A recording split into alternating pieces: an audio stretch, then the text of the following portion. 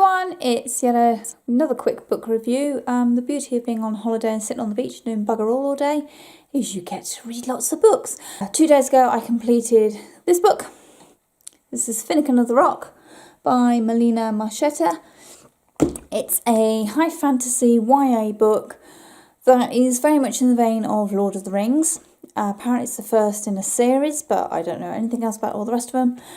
And this was recommended by Regan from Peruse Projects. I have to say I really enjoyed this book. I like the characters, I like the historical info dumps, they were done rather well, and I did like the way that we went straight into the quest of the story. There was no dithering about, there was no great big spiel about the setup of the land or anything, it was just bumped straight in. I did find myself referring to the maps an awful lot, so I'm really glad they were in there. And it was quite a good book. I did enjoy it.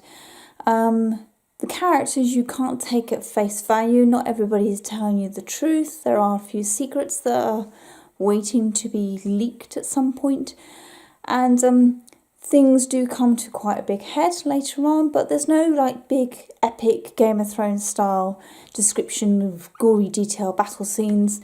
It's more told in the Lord of the Rings style where this happened and then this battle happened, and I think I prefer that. What I will say is this book did surprise me. I was expecting very much a fantasy, medieval style story with a modern twist on it, and what it felt like more was a tale of a displaced people, which is very much relevant to what we have going on today in the world. There were lots of very good descriptions of exile camps and the fever camps and just what it felt to be someone who'd been displaced from their homeland and weren't wanted anywhere else, or what they were expected to do to fit in, and how they were looked down upon by other cultures around them because their land had been cursed. And a lot of it was very well written, and it really sort of highlighted how a lot of people tend to end up living these days when there's been a war and they are moved out of their homeland, and obviously they don't want to go and settle down in another land and become part of that culture. They want their homeland back, and that came across very clearly in the description in this book.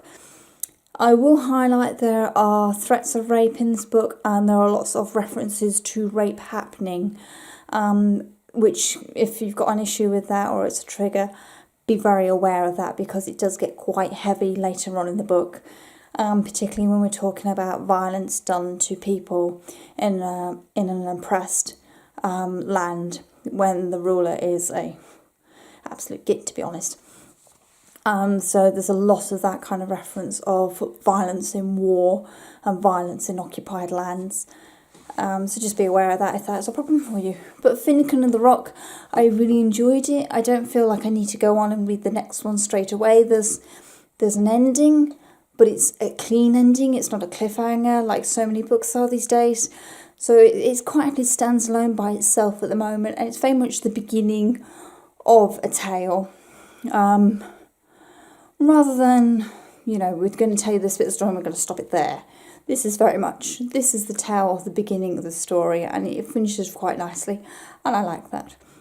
So Finnikin of the Rock, if you like high fantasy, quest type stories with quite a healthy dose of real world realism in them, you'll probably enjoy this story.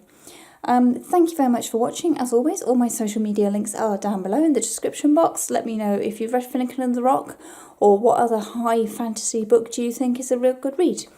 Thank you very much. Happy reading. Bye everyone.